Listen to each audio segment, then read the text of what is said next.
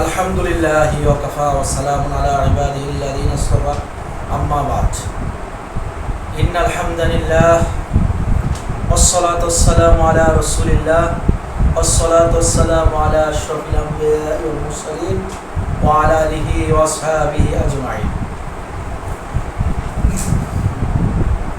ওয়া ক্বালা আল্লাহু তাআলা ومن أعرض عن ذكري فإن له معيشة ضنكا ونحشره يوم القيامة أعمى قال رب لم حشرتني أعمى وقد كنت بصيرا صدق الله العظيم কুরআনুল কারীমের এই আয়াতের সংক্ষিপ্ত তরজমা করছি।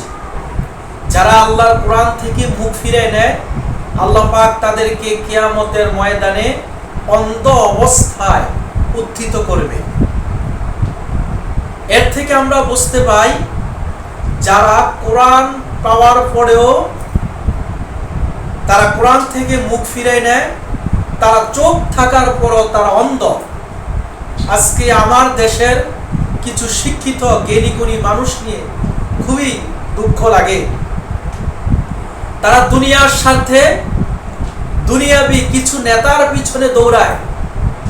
এমন নেতা, যেই নেতা কুরআনুল কারীম পড়তে পারবে দূরের কথা, অর্থ তাফসীর পারবে দূরের কথা, কুরআনুল কারীমের ছোট্ট একটা সূরাও সহিভাবে পড়তে পারবে না।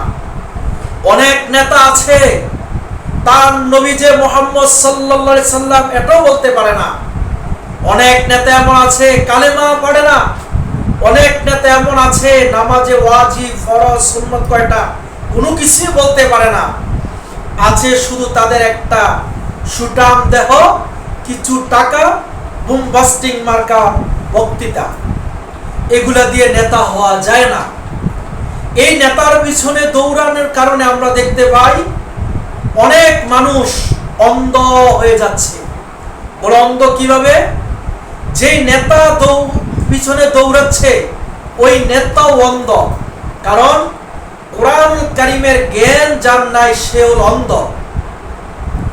অন্ধ ব্যক্তির পিছনে যদি আপনি দৌড়ান, তাইলে এই অন্ধ ব্যক্তি আপনাকে সঠিক পথ দেখাইতে পারবে না। অন্ধ ব্যক্তি অচিরে আপনাকে নিয়ে রাস্তার সাইডে পড়বে।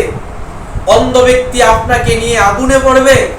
যার কারণে আমরা দেখতে পাই আমাদের দেশের কিছু শিক্ষিত যুবক ভাই আছে, এই অন্ধ ব্যক্তিদের পিছনে দৌড়ানোর কারণে এই ভালো ভালো ছেলেরা কিছুদিন পরে টেন্ডারবাজি লিপ্ত হয়।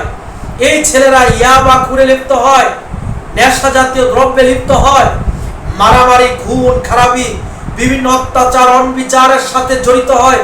একটাই কারণ, সেই কারণটা কি জানেন? অন্ধ ব্যক্তির অনুসরণ করার কারণে।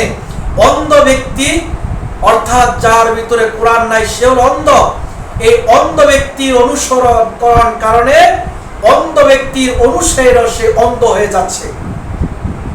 এই ব্যক্তিরা দুনিয়াতে এমন অশ্লীল কাজের পথ আপনাকে দেখাচ্ছে, যারা দুনিয়াতে সঠিক পথ দেখাইতে পারেন আপনাকে, আমি আল্লাহর নামের কসম খেয়ে বলতে পারি, এরা কিয়ামতের ময়দানে অন্ধ হয়ে উঠবে। এরা যখন অন্ধ হয়ে উঠবে, এদের অনুসারী যারা তার সাথে শরীক হবে। আল্লাহ পাক কুরআনুল কারীমের অন্য আয়াতে বলেন, যে যার অনুসরণ করে কিয়ামতের মাঠে সে তার অনুসারী হয়ে উঠবে। যে ব্যক্তি দুনিয়াতে কোরআন পড়ে নাই, সে ব্যক্তি হাসর অন্ধকার, সে হাসরের মাঠে অন্ধ হয়ে উঠবে, কানা হয়ে উঠবে। তাই ওই ব্যক্তি পরকালে আপনাকে কোনো সহজ পথ দেখাইতে পারবে না।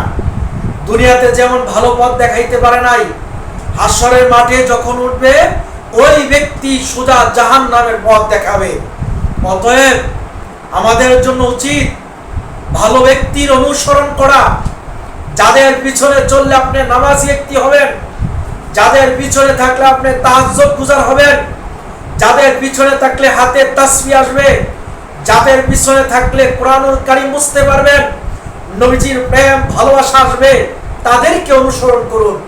অন্যথায় যারা কোরআন পারে না, কোরআন বোঝে না, কোরআন শিখে না, কোরআন জানে না, কোরআনের সাথে যাদের মিল মহব্বত প্রেম ভালোবাসা নাই, তাদের সাথে যদি আপনার উঠা বসা চাল চলন হয়, খোদার কসম খেয়ে বলতে পারি দুনিয়াতে আপনি ক্ষতিগ্রস্ত তো অবশ্যই হবেন, পরকালে এই নেতা আপনাকে জাহান্নামে নিয়ে যাবে। একটা অন্ধ ব্যক্তি যেমন আপনাকে পথ দেখাইতে পারে না, তেমনি ভাবে যার ভিতরে কোরআন নাই সেও অন্ধ, কোরআনের ভাষায় সেও আপনাকে পথ দেখাইতে পারবে না, দুনিয়াতেও পারবে না, পরকালে অনন্ত সীমকালের জন্য জাহান্নামের আগুনে আপনাকে সেই নেতা নিক্ষিপ্ত করবে। আল্লাহ পাক আমাদের সকলকে বোঝার তৌফিক দান করুন। ওমা তৌফিকি ইল্লা বিল্লাহ।